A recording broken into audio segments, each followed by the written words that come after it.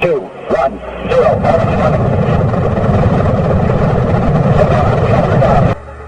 That's one small step for man, one giant leap for mankind.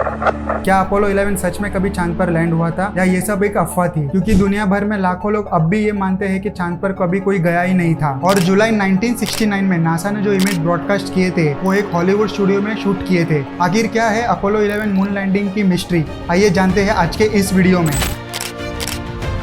Hippity hoppity, hippity hoppin', oh.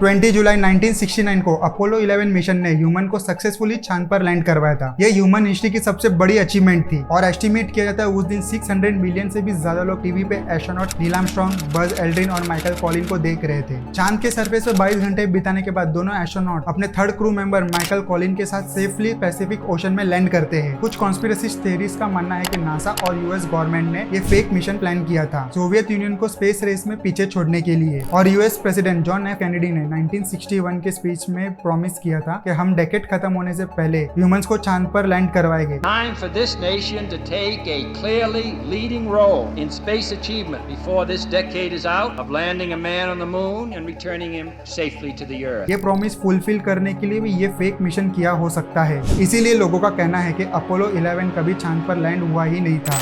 The lunar landings were more than likely fabricated. Faked. I affirm that we didn't go to the moon, and I would bet my life on it.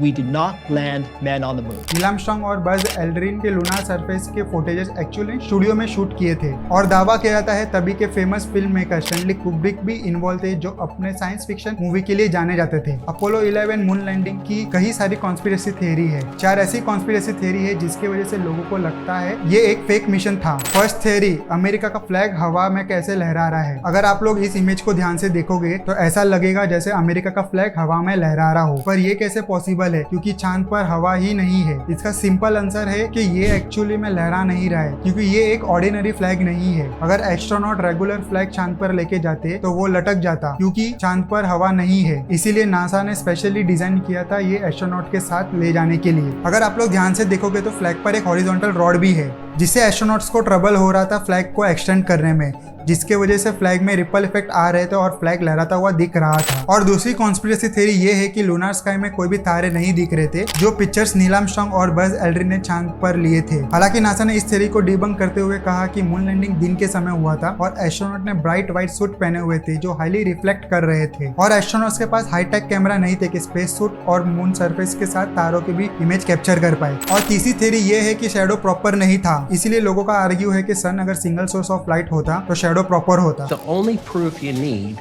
to prove that the moon landings are fake is that one picture where an astronaut's shadow is at 12 o'clock and a shadow from a rock 5 feet away is going at 9 o'clock. Shadow proper नहीं है क्योंकि moon landing Hollywood studio में shoot किया था, पर reality में सन only source of light नहीं था। दूसरा सोर्स था चांद खुद जो रिफ्लेक्ट कर रहा था सनलाइट को, इसीलिए शैडो प्रॉपर नहीं थी। चौथी थियरी है कैमरा की। आप इस इमेज में देख सकते हो जिसमें नील आर्मस्ट्रांग क्लियरली रिफ्लेक्ट कर रहे हैं। लोगों का कहना है कि नील आर्मस्ट्रांग के हाथ में कोई कैमरा नहीं है, इसलिए कोई और ये फोटोज क्लिक कर रहा था, पर ये सच नहीं है। नील आर्मस्ट्रांग रेगुलर हाथ में पकड़े जाने वाले कैमरे के साथ चांद पर नहीं चल सकते थे, इसीलिए चांद पर जो कैमरा यूज किया गया था वो एस्ट्रोनॉट के सूट के फ्रंट साइड में माउंट किया गया था। अगर आपको ये वीडियो इन्फॉर्मेटिव लगा हो तो लाइक, शेयर और सब्सक्राइब जरूर करना और अपना ओपिनियन भी जरूर कमेंट करना।